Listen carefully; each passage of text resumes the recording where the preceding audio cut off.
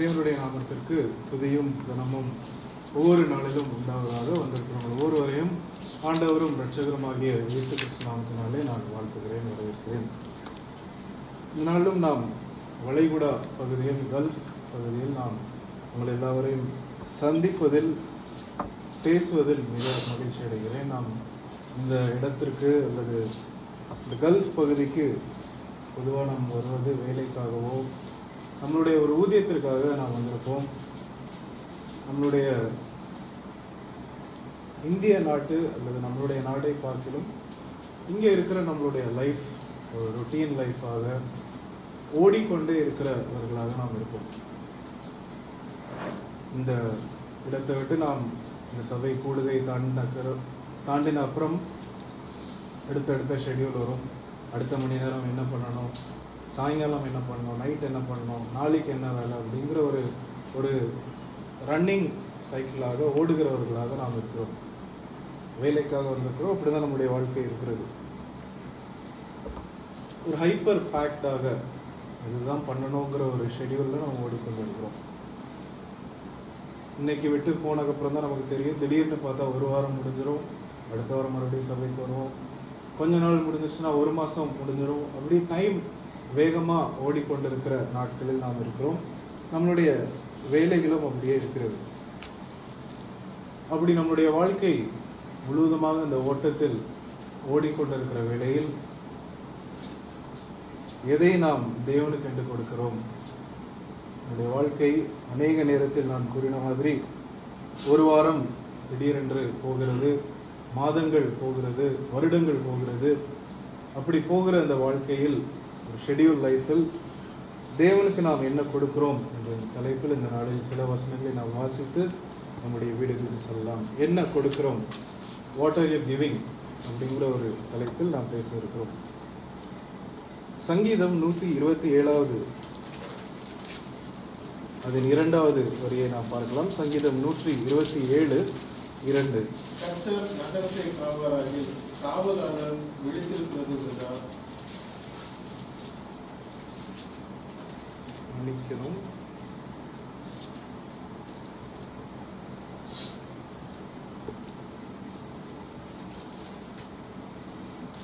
கர்த்தர் நகரத்தை காவலாகில் காவலாளர் விழித்திருக்கிறது விருதா. 3வது வசனம், நீங்கள் அதிகாலையில் எழுந்து நேரப்பட வேலையிலே தரித்து வருத்தத்தின் அப்பத்தை சாப்பிடுகிறதும் விருதா. அவரே தமக்கு பிரியமானவனுக்கு நித்திரை அளிக்கிறார். 3வது வசனத்தை தான் குறிப்பில் வைத்திருந்தேன். காலையில் நீங்கள் எழுந்து நேரப்பட நீங்கள் வேலையும் செய்து வருத்தத்தின் அப்பத்தை சாப்பிடுகிறதும் விருதா.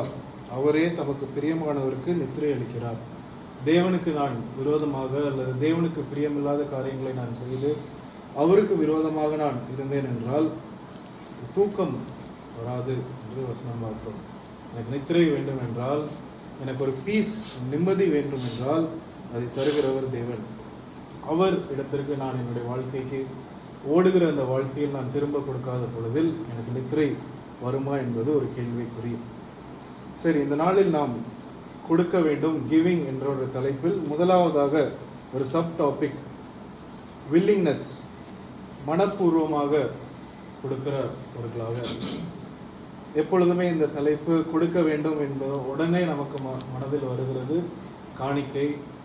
ஒவ்வொரு வாரமும் கொடுக்க இருக்கிற நாம் காணிக்கை, அது ஒரு ருட்டீனாக, ஒரு ட்ரெடிஷனாக அநேக நேரத்தில் சண்டே ஆயிடுச்சுன்னா காலையில் உடனே காசு தேடணும், அல்லது சபையில் இருக்கும் பொழுது டக்குன்னு அங்கேருந்து வாங்கி இங்கேருந்து வாங்கி கொடுக்கணும். அது ஒரு ஃபோர்ஸ் ஹேபிட்டாக இன் ஆர் லைஃப் அப்படி தான் வளர்ந்துருக்குறோம். சின்ன பிள்ளையிலேருந்தே நம்மளை அப்படி தான் பழக்கி இருக்கிறாங்க. சண்டே ஆனால் காலையில் we have to give offering அப்படிங்கிற ஒரு ஹேபிட், ஒரு ப்ரோக்ராம் பண்ணி காலையிலன்னா நம்ம இவ்வளோ கொடுத்துருக்கணும் அப்படிங்கிற ஒரு ஹேபிட்டில் இருக்கிறோம். பட் தேவன் அதை கூறவில்லை. உதாரணத்துக்கு நாம் 1 நாளாகமம், பழைய ஏற்பாடில் நீங்கள் 1 நாளாகமம் 29வது வசனத்தை எடுத்துக்கொள்ளும். 29வது அதிகாரம் அதில் 14வது வசனத்தை வாசிக்கும்படியாக கேட்டுக்கொள்கிறேன். 1 நாளாகமம் 29:14.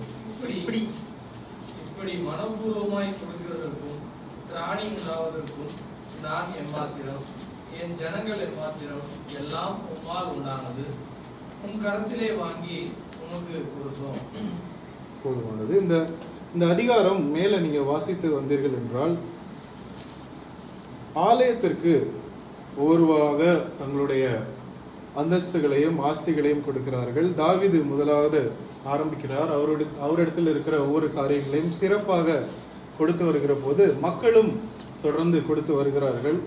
அப்படி கொடுத்து வருகிற இதையெல்லாம் பார்த்து அவர் 14வது வசனத்தில் இப்படியாக கூறுகிறார், இப்படி மனப்பூர்வமாய் கொடுக்கும் திராணி உண்டாவதற்கு நான் எம்மாத்திரம். மனப்பூர்வமாய் கொடுக்கிறதை அது ஒரு கிஃப்டாக எண்ணுகிற தாவீது. அநேக நேரத்தில் நமக்கு கொடுக்கிற பொழுது நம்மளுடைய மனதில் அது என்ன இருக்கிறது, எவ்வளவு கொடுக்கிறோம், நம்மளுடைய மனதிலிருந்து வருகிறதா அல்லது ஒரு கடமைக்காக நாம் செய்கிறோமா, அதுதான் இந்த நாளில் ஒரு ஃபர்ஸ்ட் சப் டாபிக்காக வில்லிங்னஸ். உங்களுடைய மனப்பூர்வம் முதலாவது உங்களுக்கு ஒரு கிஃப்டாக இருக்கிறது. 14 வசனம் நான் மறுபடியும் வாசிக்கிறேன். இப்படி மனப்பூர்வமாய் கொடுக்கும் திராணி உண்டாவதற்கு நான் எம்மாத்திரம். ஒரு மனுஷன், எனக்கு நல்லது நடக்கும்போது தேவனிடத்தில் நான் வருவேன், கெட்டது நடக்கும்போது எதுக்கு நான் சபைக்கு போகணும், இவ்வளோ நாள் நான் கூட இருந்தேன், ஒவ்வொரு வாரமும் நான் இவ்வளோ காணிக்க போடுறேன், இத்தனை ஜெபம் பண்ணியிருக்கிறேன், அப்படி இருக்கும் பொழுதும் எனக்கு கஷ்டத்தை தந்த தேவன் அப்படின்னு விலகி ஓடுகிற ஹியூமன்ஸ் தான் நம்மளுடைய நேச்சராக இருக்கிறது. ஆனால் இங்கே அருமையாக தாவீது கூறுகிறார், நான் மனப்பூர்வமாக கொடுக்கிறதற்கு எனக்கு இந்த திராணி உண்டாவதற்கே நீர் எம்மாத்திரம், அது ஒரு கிஃப்டாக நீர் எனக்கு தந்திருக்கிறீர். என் ஜனங்கள் எம்மாத்திரம், எல்லாம் உம்மால் உண்டானது, உமது கரத்திலே வாங்கி உமக்கு கொடுக்கிறோம். நம்முடைய வேலை யோசித்து பாருங்க. ஒவ்வொரு நாளும் நாம் ஓடுகிற வேலை, மாதம் முடிகிற பொழுது ஒரு 20ஆம் தேதி வந்துச்சுன்னா நமக்கு கோபமாக இருக்கும், என்னடா வேலை, டெய்லி போயிட்டு இருக்கிறோம். அது அப்படியே கொஞ்சம் 1ஆம் தேதி அல்லது 5ஆம் தேதி எங்கே எப்போ சம்பளம் கொடுக்குறாங்கன்னு தெரியல, நான் கொடுத்து அந்த மெசேஜ் பார்த்த உடனே அவ்வளோ சந்தோஷமாக நம்மளுடைய ஓனராக இருக்கட்டும் அல்லது யாராக இருக்கட்டும், நம்மளுடைய ஒரு மன சிரிப்பு இருக்கும், அந்த எனர்ஜி மறுபடியும் ஒரு புத்துணர்ச்சி வந்து இன்னும் அதிகமாக நாம் வேலை செய்கிறவர்களாக இருப்போம்.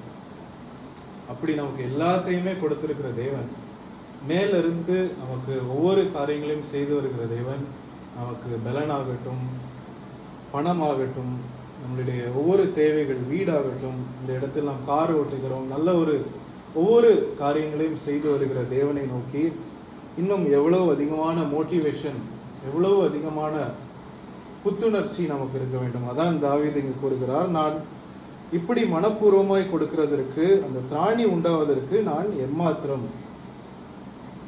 அப்படிப்பட்ட ஒரு தாவீது, அவர் உணர்ந்தவராக, இவ்வளவு பேர் நாங்கள் கொடுக்கிறோமே, எங்களுடைய மனதை நீர் இப்படி மாற்றி இருக்கிறீர், அதற்காக நன்றி அப்பா என்று கூறுகிறார். டியூட்ரானமி 16, உபாகமம் 16-17 கூட நாம் வாசிக்கலாம். ஆனாலும் அவர்கள் கர்த்தருடைய சந்நிதியில் வெறும் கையோட வராமல், உன் தேவனாகிய கர்த்தர் உனக்கு அருளிய ஆசீர்வாதத்திற்கு தக்கதாக அவனவன் தன் தகுதிக்கு ஏற்றபடி காணிக்கையை கொண்டு வருகிறவன். அவர்கள் கர்த்தருடைய 16-17, உபாகமம் 16-17. ஆனாலும் அவர்கள் கர்த்தருடைய சந்நிதியிலே வெறும் கையோட வராமல், உன் தேவனாகிய கர்த்தர் உனக்கு அருளிய ஆசீர்வாதத்திற்கு தக்கதாக அவனவன் தன் தகுதிக்கு ஏற்றபடி காணிக்கை கொண்டு தர கடவன் என்று நாம் பழைய ஏற்பாடில் பார்க்கிறோம். இந்த புதிய ஏற்பாடில் நமக்கு ஒரு கட்டளை எப்படி இருக்குதானா? இல்லை. நம்மளுடைய என்ன நம்மளை நியமித்திருக்கிறோமோ, நமக்கு எவ்வளோ முடியுமோ அதை கொடுக்கிறதற்கு தேவன் வைத்திருக்கிறார். முதல் தலைப்பாக நாம் வில்லிங்னஸ், மனப்பூர்வத்தை பார்த்தோம், சப் டாபிக். இரண்டாவது சப் டாபிக்காக நாம் இங்கே கட்டணம் கட்டி சபைக்கு வருவது அல்ல. This is not the fees your paying. சபைக்கு வருவது அல்லது காணிக்கை போடுறது மெம்பர்ஷிப் அல்ல. நீங்கள் எனக்கு இவ்வளோ கொடுத்தா தான் எனக்கு சீட் இருக்கும், அல்லது இவ்வளோ கொடுத்தா தான் எனக்கு கம்யூனியன் கிடைக்கும் அப்படிங்கிற கட்டணம் அப்படின்னு நம்ம நினைக்கக்கூடாது. ஏன் இவ்வளோ சொல்கிறேன் அப்படின்னா, டிமாண்ட் பண்ணுறதுக்கு இவ்வளோ கொடுத்துருக்குறேன், எனக்கு இதை தேவன் செய்ய வேண்டும் என்று கட்டளை கொடுப்பதற்கு எந்த இடத்திலும் நமக்கு தகுதி அல்ல. ரோமர் 11வது அதிகாரம், புதிய ஏற்பாடு, ரோமர் 11வது அதிகாரம் 35, 36வது வசனத்தை கூட நாம் வாசிக்கலாம். தனக்கு பதில் கிடைக்கும்படிக்கு முந்தி அவருக்கு ஒன்றை கொடுத்தவன் யார்?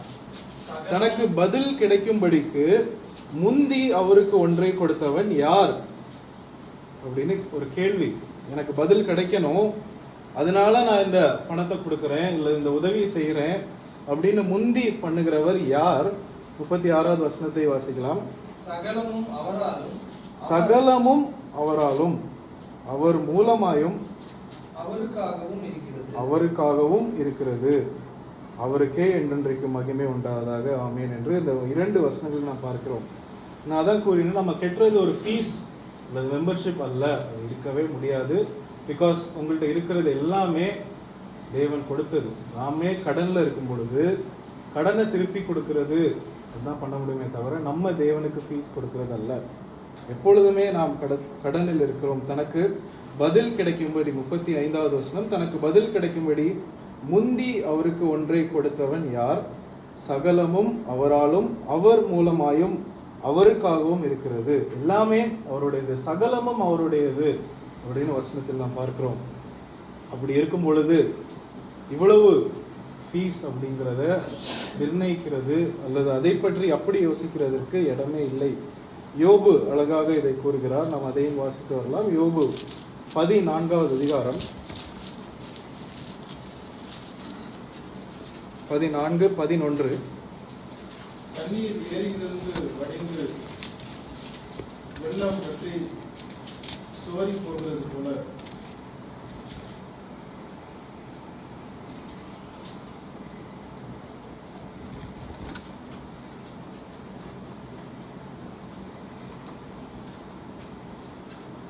மன்னிக்க வேண்டும். யோபுல அழகாக அவர் எல்லாவற்றுமே ஹெவன் கீழே இருக்கிற எல்லாமே தேவனுடையது என்று ஒரு வசனம், நான் குறிப்பு தவறாக எழுதி வந்திருக்கிறேன். ஆனால் யோபு அழகாக எனக்கு கொடுத்த எல்லாமே தேவன் கொடுத்திருக்கிறார், எல்லாம் அவருடையது என்று அழகாக ஒரு வசனத்தை அவர் கூறியிருப்பார். அதை தான் எழுதி வந்திருந்தேன். பரவாயில்லை. மறுபடியும் நான் கூறின மாதிரி, திஸ் இஸ் நாட் ஃபீஸ், இது மெம்பர்ஷிப் அல்ல. எனக்கு எல்லாம் கொடுத்திருக்கிறது தேவன். தேவன் அனைத்தையும் அவருடைய சகலத்தினால் உண்டு பண்ணியிருக்கிறார். அதில் ஒரு சின்ன பகுதியை அவருக்கென்று நாம் திரும்ப கொடுக்கிறோம். This is not fees. Giving அப்படிங்கிற ஒரு தலைப்பில் நான் சொன்ன மாதிரி முதல்ல நமக்கு பணம் தோணுகிறது, காணிக்கை கொடுக்க வேண்டும் என்று தோணுகிறது, அதை மனப்பூர்வமாக நாம் கொடுக்க வேண்டும் என்று பார்த்தோம். தேவனிடத்திற்கு நாம் திரும்ப கொடுக்கிறோம், இட்ஸ் நாட் ஃபீஸ் என்று பார்த்தோம். மூன்றாவதாக தலைப்பு சிறு தொகுப்பு என்னவென்றால், பணம் மாத்திரம் அல்ல திரும்ப கொடுப்பது, ஜஸ்ட் நாட் மணி. அவர் நமக்கு தந்த பணத்தை திரும்ப கொடுப்பது மாத்திரம் தேவன் விரும்பவில்லை. மத்தேயு 6வது அதிகாரம், நமக்கு எல்லாருக்கும் தெரிந்த ஒரு வசனம், மத்தேயு 6:33.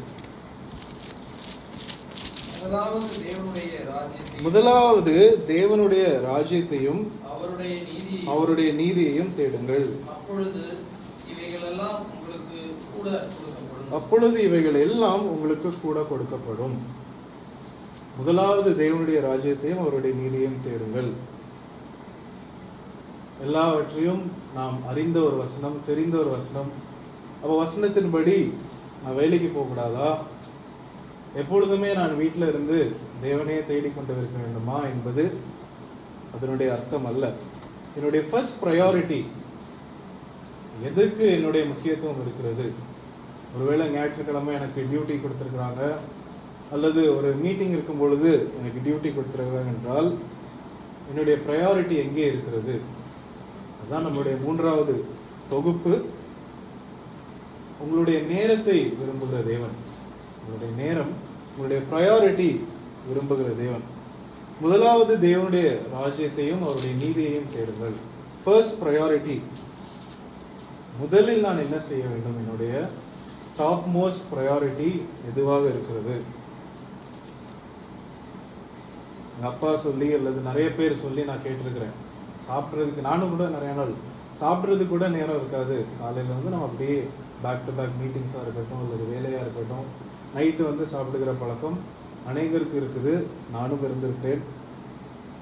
அப்படிப்பட்ட ஒரு ப்ரையாரிட்டி நாம் வேலைக்கு கொடுக்கும் பொழுது அல்லது அப்படிப்பட்ட பிஸி ஷெடியூலில் நம்முடைய ப்ரையாரிட்டிஸ் எப்படி இருக்கிறது என்பதை ஒரு கேள்விக்குறியாக முன்பாக வைக்கிறேன். ஆபேல் காயினுடைய காரியம் நம்ம ஒவ்வொருக்கும் தெரியும் என்று விரும்புகிறேன்.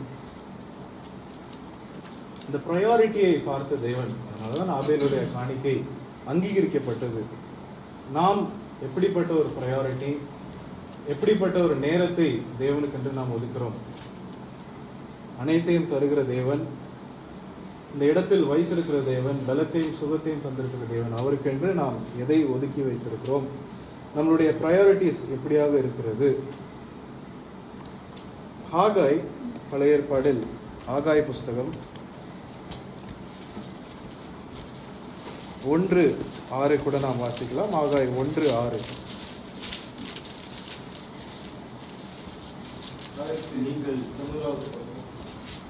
நீங்கள் திரளாய் உழைத்தும் கொஞ்சமாய் அறுத்து கொண்டு வருகிறீர்கள். நீங்கள் புசித்தும் திருப்தியாகவில்லை, குடித்தும் பரிபூரணம் அடையவில்லை. நீங்கள் வஸ்திரம் உடுத்தியும் ஒருவனுக்கும் குளிர்வடையவில்லை. கூலியை சம்பாதிக்கிறவன் கொத்தலான பையிலே போடுகிறவனாய் அதை சம்பாதிக்கிறான். 1090வது பக்கம், ஆகாய் 1:6. மறுபடியும் நான் வாசிக்கிறேன். நீங்கள் திரளாய் விதைத்தும் கொஞ்சமாய் அறுத்து கொண்டு வருகிறீர்கள். நீங்கள் புசித்தும் திருப்தியாகவில்லை, குடித்தும் பரிபூர்ணம் அடையவில்லை. நீங்கள் வஸ்திரம் உடுத்தியும் ஒருவனுக்கும் குளிர் விடவில்லை. கூலியை சம்பாதிக்கிறவன் பொத்தலான பையிலே போடுகிறவனாய் அதை சம்பாதிக்கிறான்.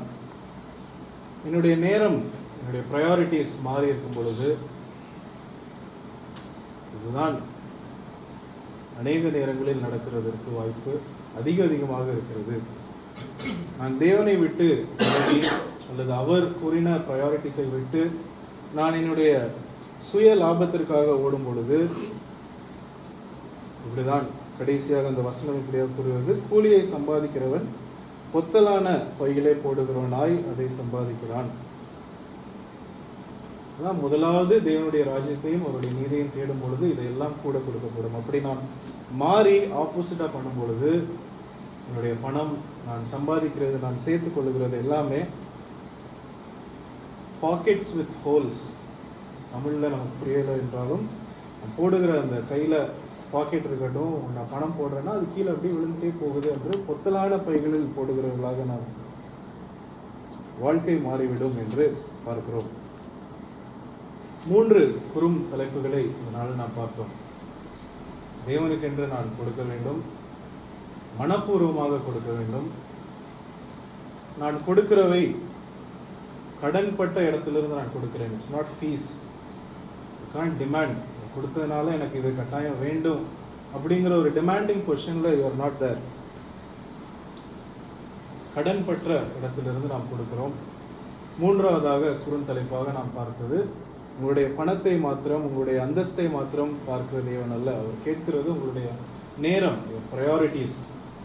எங்கே நாம் தேவனை நம்முடைய வாழ்க்கையில் வைத்திருக்கிறோம்? இதையெல்லாம் செய்துவிட்டு வெறும் பணத்தையோ அல்லது நேரத்தையோ மாத்திரம் கொடுக்கிறது போதுமா? அன்னை தெரசால் நம்ம எடுத்துக்கலாம். மினி வேர்ல்ட்ஸில் நிறையா பண்ணுறவங்க இருக்கிறாங்க. அது மட்டும் நம்முடைய கிறிஸ்தவ வாழ்க்கைக்கு போதுமா? இந்த உலகம் மேபி நம்முடைய தலை தூக்கி வைக்கலாம். ஆனால் தேவன் நமக்கு வைத்திருக்கிற கீழ்ப்படிதல், முதல் படி ஞானஸ்நானம் பெற்று, எப்போ நீங்கள் யூ பிகம் காட்ஸ் சன், தேவனுடைய பிள்ளைகளாக நீங்கள் மாறும் பொழுது, தென் ஆல் திஸ் ஆட்ஸ் அப். அப்போ தான் நீங்கள் இன்னும் அவரை நோக்கி சேர முடியும். கன்க்ளூஷனாக எல்லாவற்றையும் சேர்த்து நான் ஒரு குறிப்பாக கூறுகிறேன். ஒரு ரிமைண்டர், ஒரு நாளும் நாம் வேலைக்கு போகிறோம், கஷ்டப்படுகிறோம். ஓனராக இருக்கட்டும், நம்முடைய சுப்பீரியராக இருக்கட்டும், அவர்களுக்கு பயந்து நாம் வேலையை பார்க்கிறோம். அல்லது நமக்கு அது வெளியே வர்றதுக்கு நமக்கு பலன் இல்லாமல் பாசத்தோடு இருக்கிறோம். ஒருவேளை நாளைக்கு இஃப் யூ ஆர் ஃபயர்ட், வேலையை விட்டு உங்களை நாளைக்கு தூக்குனாங்க என்றால், ஒரு மாதம் உங்களை ஞாபகம் வைத்திருக்கலாம், அல்லது அதுக்கும் சின்னதாக 2 வாரங்களோ 1 வாரங்களோ உங்களை நினைப்பூட்டுவார்கள். வசனம் அழகாக கூறுகிறது, அது இருந்த இடமும் இனி அறியாது. அங்கே இருந்ததையே பக்கத்தில் இருந்தவங்க கூட அங்கே இருந்தாங்க ஒரு ஆள் அப்படின்னு தெரியாத அளவுக்கு யூ வில் பி ரீப்ளேஸ்ட். ஆனால் அப்படிப்பட்டவர் தேவன் அல்ல. தேவனிடத்தில் நாம் சேர்க்கும் பொழுது, அவரை நோக்கி நாம் ஓடும் பொழுது, தேவன் நம்மளை இந்த உலகத்திற்கல்ல பரலோகத்தில் நம்மளை சேர்க்கிறவராக இருக்கிறார். அவரை நோக்கி நாம் வாழ வேண்டும். இரண்டாவது ஒரு 2 வசனங்களை மாத்திரம் நாம் வாசிக்கலாம். 2 கொரிந்தியர் 9:7. அவனவன் உசனமாயும் அல்ல, கட்டாயமாயும் அல்ல, தன் மனதில் நியமித்தபடியே கொடுக்கிறது. உற்சாகமாய் கொடுக்கிறவனிடத்தில் தேவன் பிரியமாயிருக்கிறார். உற்சாகமாய் கொடுக்கிறவனிடத்தில் தேவன் பிரியமாயிருக்கிறார். நாம் இந்த நாளில் பார்த்த மாதிரிதான், உற்சாகமாக நீங்கள் கொடுக்கும் பொழுது தேவன் அதில் பிரியப்படுகிறார். நம்ம எல்லாருக்கும் தெரிந்த வசனங்களை தான் இந்த நாம் வாசித்திருக்கிறோம். மறுபடியும் உங்களை நினைப்பூட்டுவதற்காக இந்த செய்தி இருக்கும் என்று நான் நம்புகிறேன். நீங்கள் எந்த அளவில் அளக்கிறீர்களோ அந்த அளவில் தேவனும் உங்களுக்கு அளக்கிறவராக இருக்கிறார். இந்த நாளில் கூட நாம் ஆரம்பிக்கலாம். எப்படி என்னுடைய வாழ்க்கை இருக்கிறது, என்னுடைய